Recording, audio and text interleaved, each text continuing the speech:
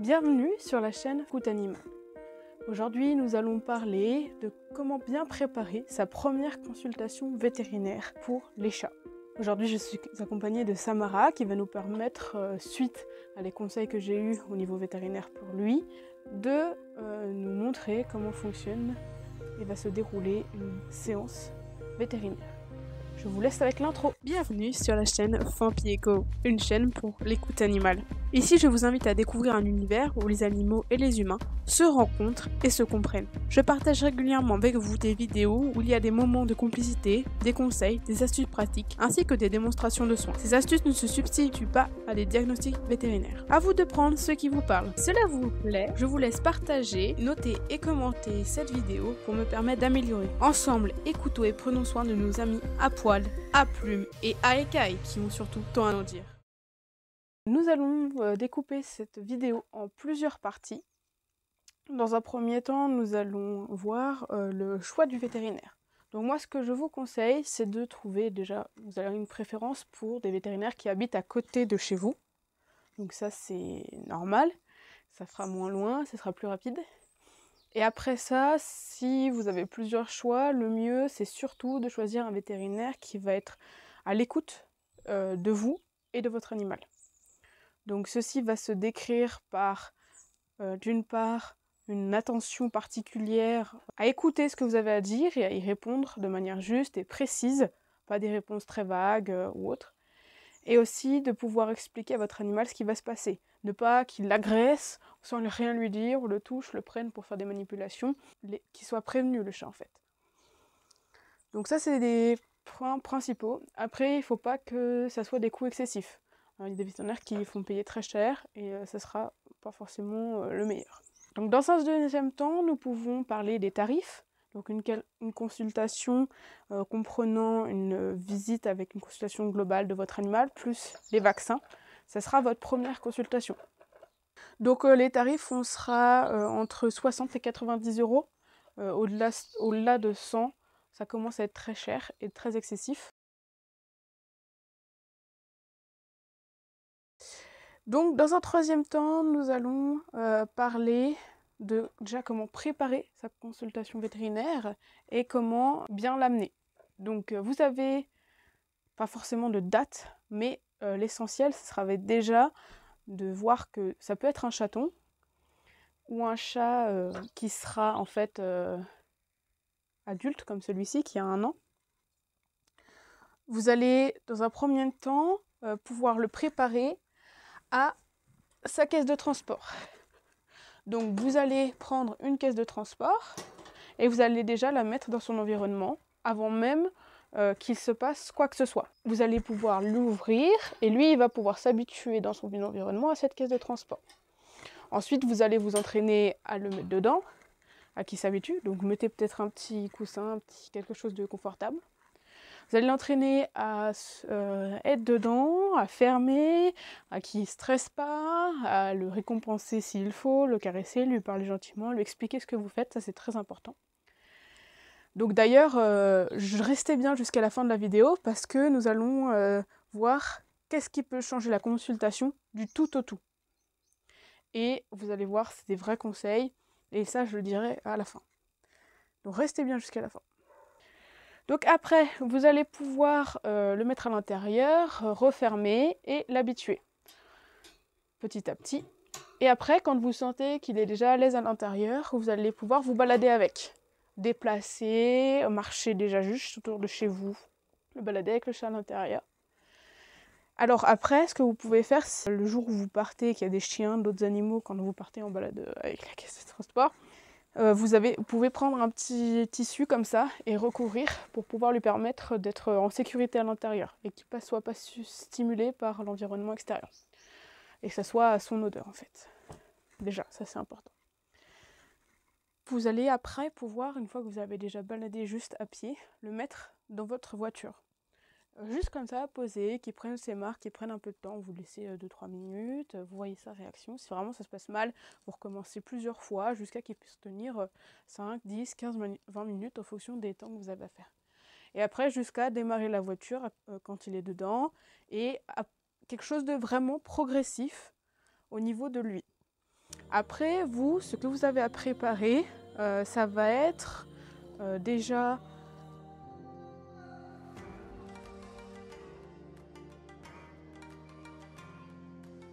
faire une checklist à peu près dans votre tête ou sur un bout de papier des événements. Donc ensuite, le jour J, vous avez pris votre rendez-vous par téléphone, vous savez la date, vous lui dites.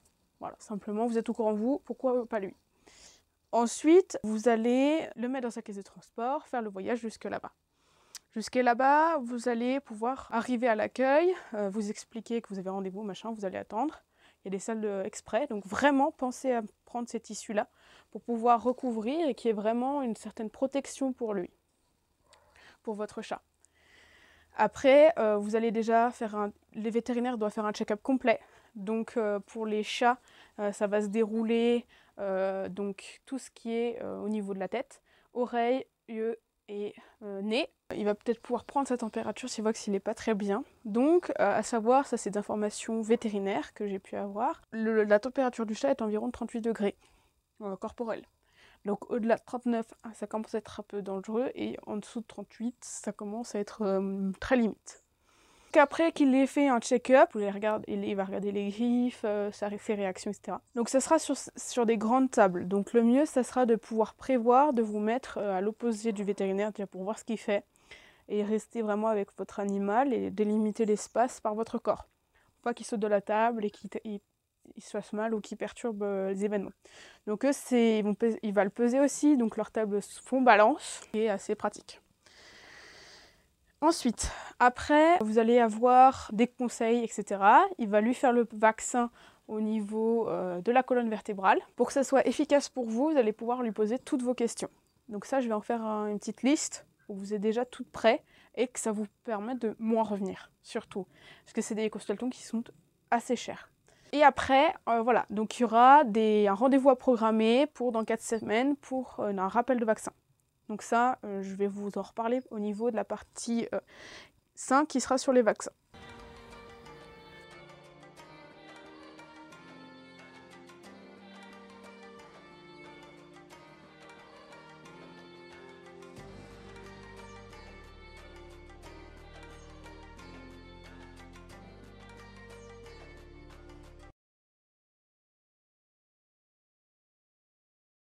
Donc dans un 4e temps, nous allons pouvoir étudier le comportement de votre animal. Donc vous avez des chats qui, comme lui, qui adorent le contact humain, mais qui vivent, entre guillemets, souvent seuls, qui se débrouillent, qui chassent, machin. Et vous avez des chats qui sont déjà encore plus proches de vous, qui vont être très à l'aise dans le contact et tout, parce que vous l'avez déjà habitué quand ils étaient petits. Alors lui, j'ai été très surprise parce qu'en fait, effectivement, il était en liberté et en fait, ça s'est très bien passé. Parce que voilà, il est très tactile, il va chercher le contact et de le mettre là-dedans, il est resté très calme. Et même tout le long de la consultation, j'étais très surprise. Bon, il s'est peut-être sauté de la table, mais c'est tout. Vous allez donc pouvoir avoir un comportement qui va différer. Voilà, là je l'ai habitué en même temps à être dans sa caisse de transport, à supporter d'être chez lui, mais enfermé. Et il n'est pas trop, comme vous pouvez le voir. Voilà, ça c'est des signes de comportement, il cherche le contact. Voilà, tous les petits signaux sont importants. Donc dans un 5e temps, nous allons pouvoir parler des vaccins. Donc là, les vaccins vont se diviser en 2. Donc vous avez 2 vaccins à faire le jour J, ça va dépendre des vétérinaires. Mais l'un va être pour les leucoses. Donc là, en fait, vous aurez le petit descriptif des vaccins en termes sur votre carnet, mais je vais en reparler. Donc vous avez les violets qui rassemblent tout et les verts, et vous avez le jaune qui va être pour les leucoses. Voilà, vous avez à peu près deux zones de vaccins qui seront pour votre animal. Donc le petit carnet va vous permettre de recenser les vaccins et le suivi des rappels sur cette petite colonne du centre. La leucose,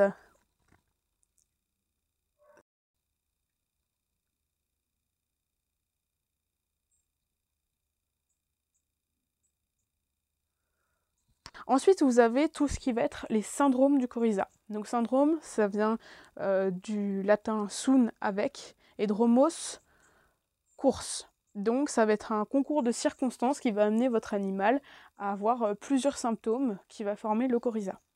Donc le coryza va se passer tout au niveau de la tête. Bon, hop, on va pouvoir vous montrer. Donc ça va être tout ce qui va être au niveau des yeux, de la bouche et de la tête. Rhume, éternuement, les yeux coulants, etc. Donc au niveau du coryza, ça va être tout un ensemble de symptômes. Et à l'intérieur, ça peut être dû à de la calicivirose ou à la rhinotrachéite infectieuse féline, qui sont tous des virus, si je ne me trompe pas. Et ça va, en fait, ça va déclencher ou pas la maladie, les syndromes du coryza. Donc les chats peuvent tous être porteurs du coryza, parce que c'est un virus, mais en fonction des animaux et de leur sensibilité, de leur état de santé général, vous allez avoir des symptômes qui ne vont jamais se déclencher et d'autres qui vont être présents. Ensuite, vous avez tout ce qui est pour le typhus, donc dans le vaccin qui va être de couleur violette pour par exemple mon cas, qui est le typhus est égal à paleucopémie, donc c'est aussi un virus qui va se différer du coryza par d'autres symptômes. Ensuite, on a la chlamydiose féline qui est, elle, une bactérie. Et vous avez le vaccin de la rage qui se fait, il me semble, séparément. Et c'est un rappel tous les 3 ans. Ensuite, vous allez pouvoir, la première fois, faire les vaccins et faire un rappel pour les vaccins qui va rassembler le tout en violet au bout de 4 semaines. Et après, ça va se faire tous les ans, la vaccination. Et pareil, le jaune, c'est rappel 4 ans et après, ça fait tous les ans. Donc dans tous les cas, vous devez prévoir une autre consultation. Première consultation vétérinaire veut dire consultation vétérinaire dans 4 semaines pour déjà voir l'état et la réaction au vaccin et pouvoir faire les rappels. Donc, prévoyez bien ça. Donc ça veut dire une deuxième fois payée déjà.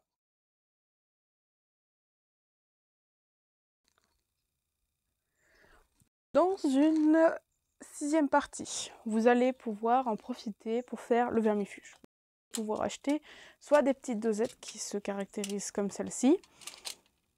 En fait, ce sera des petites pipettes à insérer entièrement au niveau du cou pour pas qu'il puisse le lécher. Ou sinon, vous pouvez acheter un collier qui va se mettre autour du cou et qui va diffuser différentes hormones contre les parasites et les vers intestinaux. Donc surtout pour les chatons, vous allez pouvoir reconnaître s'il a des vers au niveau du ventre. Son ventre sera très ballonné et très gros. Pour les chats, ça peut devenir plus compliqué de reconnaître les vers intestinaux, à part avec une analyse des selles.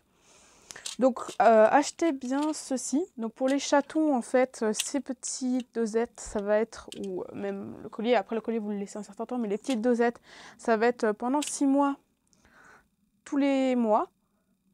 Alors qu'après, quand vous passez sur un chat adulte, ça va être tous les 3 mois. Donc achetez-en un lot de 3-4, comme ça vous avez à peu près une demi-année ou un an de prévu. Donc ça à acheter, on va reparler, je vais faire une petite liste après. Ensuite, donc là vous avez votre chat qui a fait la consultation vétérinaire et normalement vous devez le pucer. Donc le puçage va se faire à ce niveau-là. Hop, donc hop. Donc en fait là vous avez de la peau, les chats on les prend souvent par là. J'apprécie pas vraiment parce que des chats, si vous les habituez jeunes, vous pouvez les prendre comme ça, mettre votre main sous ses fesses pour le porter.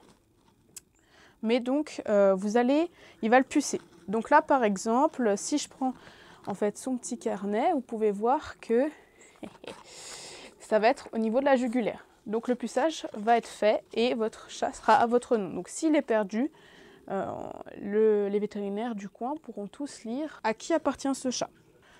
Donc ça lui fait pas mal, c'est tout petit maintenant, la technologie a bien évolué. Et là par exemple ce chat est pucé.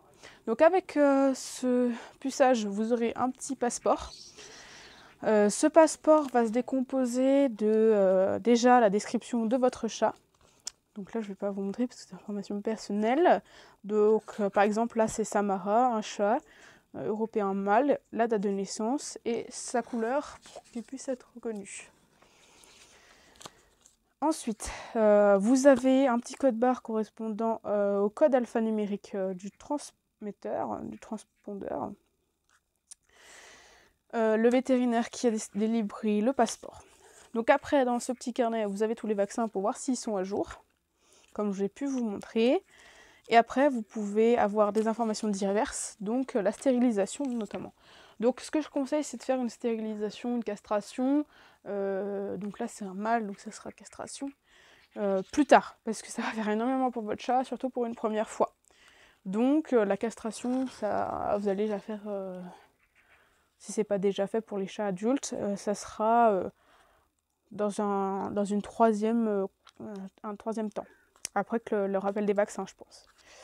À voir avec votre vétérinaire. Et après, vous pouvez faire des petits bilans de santé, de manière, s'il y a quelque chose, votre vétérinaire va cocher ce qui s'est mal passé, entre guillemets, pour votre chat.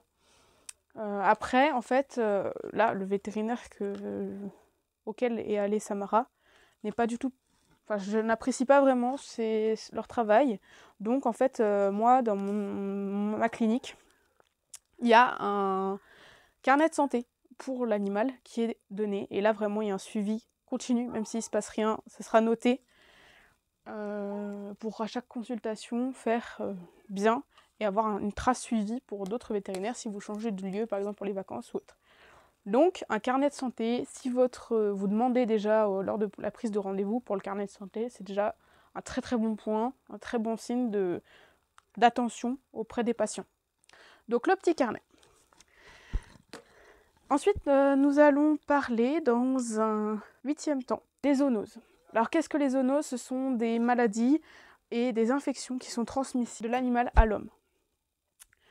En fait, ces zoonoses vont être la toxoplasmose, qui va se transmettre par les selles, la toxoplasmose étant une infection parasitaire, et la rage.